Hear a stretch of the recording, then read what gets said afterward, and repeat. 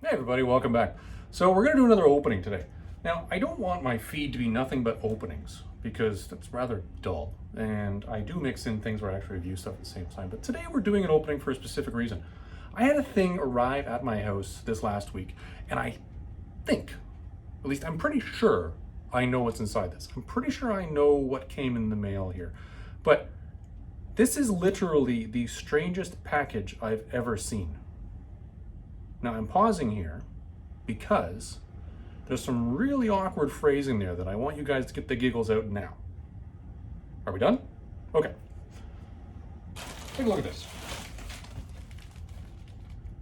Has anyone ever received a bag in the mail before? I know I haven't.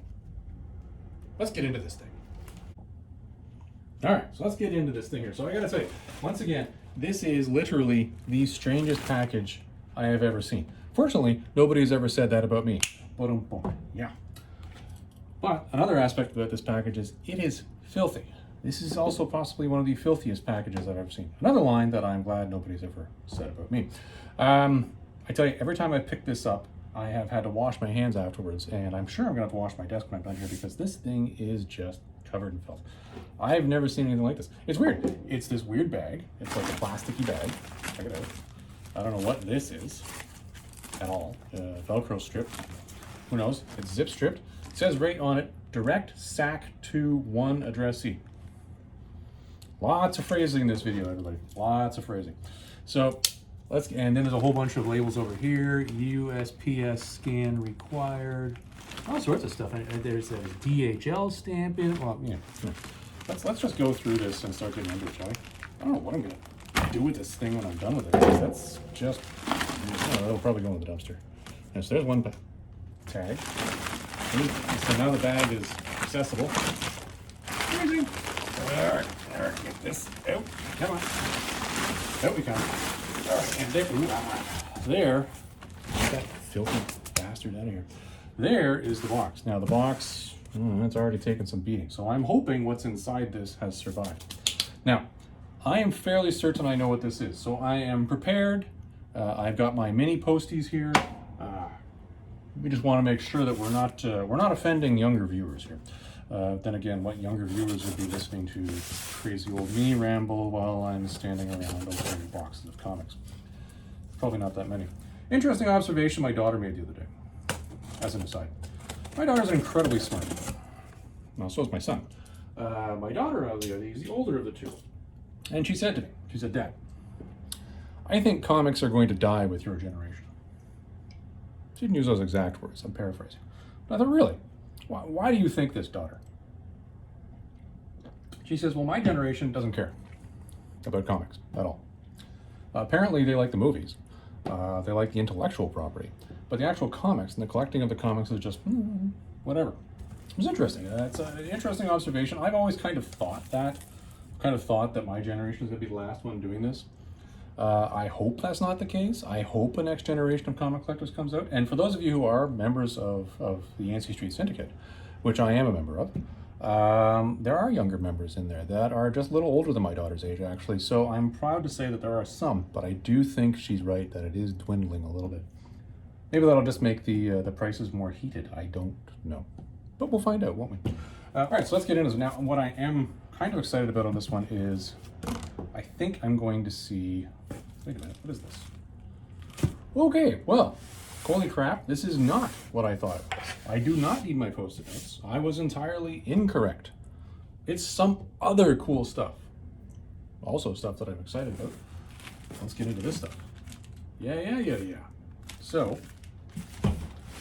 I was doing some back shopping. Ooh, look at this. Okay, so cool. So now I've got, all right, let's talk about this box for a second. I'm actually going to be binding some books shortly. A couple series. I've already got them ready to go. I'm going to send them down to Hutchin Bindery, which is down in the States. I know we have a Canadian one as well, but I've heard more positive things about Hutchin. Am I saying that correctly? Hutchin. So I'm going to send that down. So we're going to get into that. So I'm glad I have this box because I need something this size to actually do what I'm planning on doing, because all the boxes I have at home right now are massive. So I'll be gentle with that box. But check this out. Knife. This is actually a whole bunch of books that are Phil, and there's one in here that is very important. For those of you who have been watching my videos, I have been working on runs, certain select runs, and I tell you, I was in my local comic shop about 2 months ago, hanging out and yakking with Katie Goose. Katie Goose, if you're watching, hi. And it occurred to me that I had missed some issues of one of my favorite runs, which is Red Sonja. I'm desperately trying to get all of the Red Sonja books prior to, let's call it around 87 for now, because I think that's where I'm up to. But I was missing one. I don't know how I missed it. On my checklist, it said I had it, but when I went looking for it, it was nowhere to be found. So, I said, well, you know what, let's just buy these. So I did buy the ones that I was missing while I was in there to fill it, except for the one you didn't have. So I went on my comic shop, where I don't frequently shop, and I said, you know what, and the reason why I don't normally shop here, it's got nothing to do with them, they do a great service, is because I'm Canadian, and it costs a lot to move things here, and as we've just seen from the giant one sack to addressee package that came to me, it's difficult to get things here. So when you go in and you're going to buy stuff, make sure you're buying enough. So what have we got here? There you go. So Red Sonja, I believe this is volume 3. Yes, third Marvel series. There you go. Number 13. Yep, that fills. Hey. There's the Master of Kung Fu, number 89. Again, that's another run I'm working on right now. So this is really a case where I just went in and was picking up holes in the run. Master of Kung Fu number 94.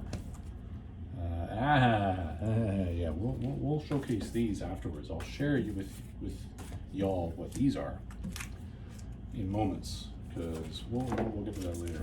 Hold on, I'm sorting. This is me sorting. Because we got an issue with me sorting, I apologize. Sorting. Yeah. I'll just show you this right now. There it is, everybody. Number 2 of the first one. I don't know how on God's green earth I missed this one, but I clearly did. So there you go. So that's Red Sonja. Red Sonja number 8, volume 3. Master of Kung Fu number 72. You know, it irks me that I decide to pick up runs and actually buy things, and then Marvel turns around and says, hey, you know what, we're just going to make a movie out of this. You're not helping me buy stuff, guys. In fact, you're making it difficult. That being said, I do appreciate the fact that you're driving people to the hobby, so, you know, just keep up the good work there. Sorting.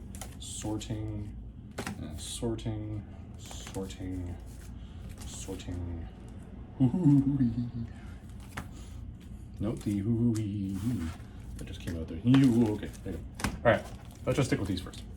Okay, Red Sonja volume 3, number 6. Red Sonja Tissue from the movie number 1. Yeah, I have never seen this before, but and they're not high value items, but they're mine now. Number 2 in the 2-part series. Red Sonja volume 3, number 12. Red Sonja volume 3, number 11. So that, I believe, takes me completely up to date with every Marvel feature appearance of Red Sonja, every volume 1 issue of Red Sonja, the very short-lived volume 2 of Red Sonja, the entirety of volume 3 of Red Sonja. And I now have the movie adaptations number 1 and 2. And with the new movie coming out, I'm hoping they'll do a movie adaptation of that too.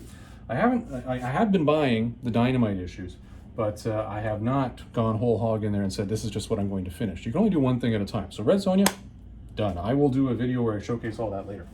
Okay, so back to the Master of Kung Fu. Master of Kung Fu number 71. Master of Kung Fu number 91. Again, not high value books, so if you're going to be buying some stuff to ship up to Canada, you got to make sure you're making money out of it. And another one, interesting, thanks Marvel once again for screwing me over and collecting here. I'm rebuying, finishing off the Namor series from the 90s, and they announced Namor is going to appear in the new Black Panther movie. Thanks, guys. Issue 1 of Namor the Submariner, which was like a $1 book, people are now trying to flog for like $5, $6 online. You gotta be kidding me. All right, anyways, well, I got a massive run, but I have some holes in it. So number 7 and number 10. what I like about this is it's the original Human Torch Android that appears in this one. I actually am very interested in the original Human Torch Android guy, much more than the Human Torch that was in the Fantastic Four. I think the Johnny Storm Human Torch is a bit of a jerk. So there, I said it.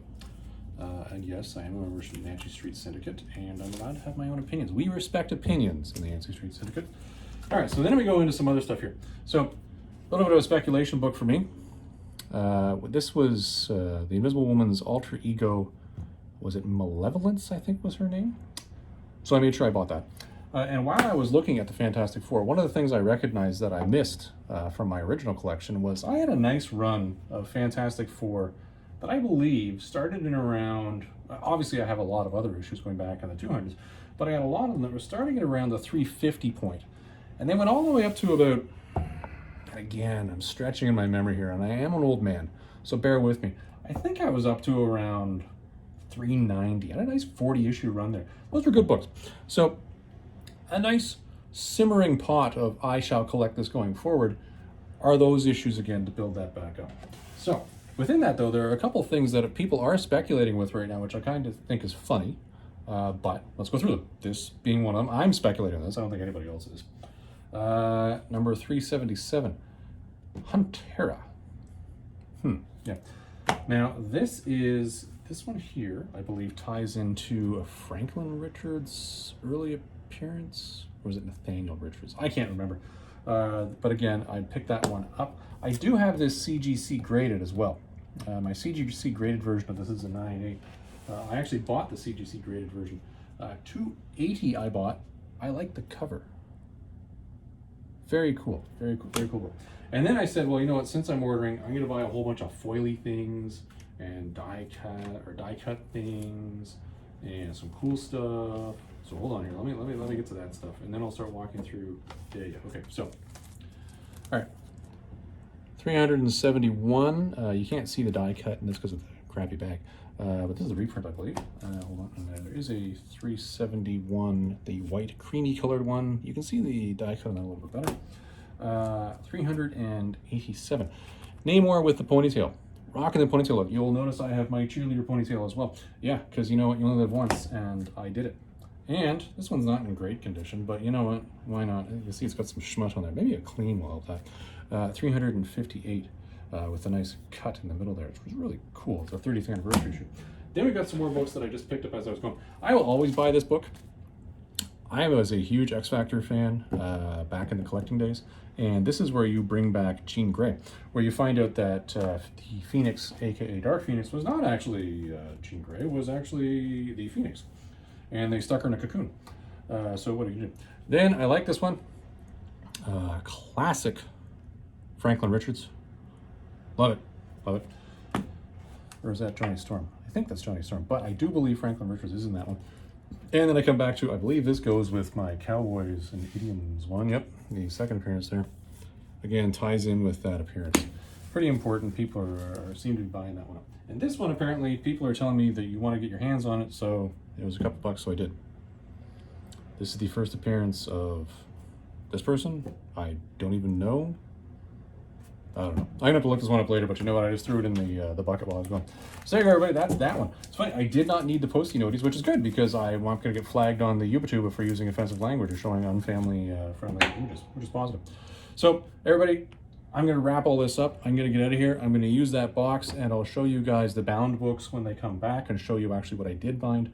And I'm quite happy that I have now got my Red Sonja entire Schlamals all done. Everyone, you have yourself a good day. We'll see you in the next one.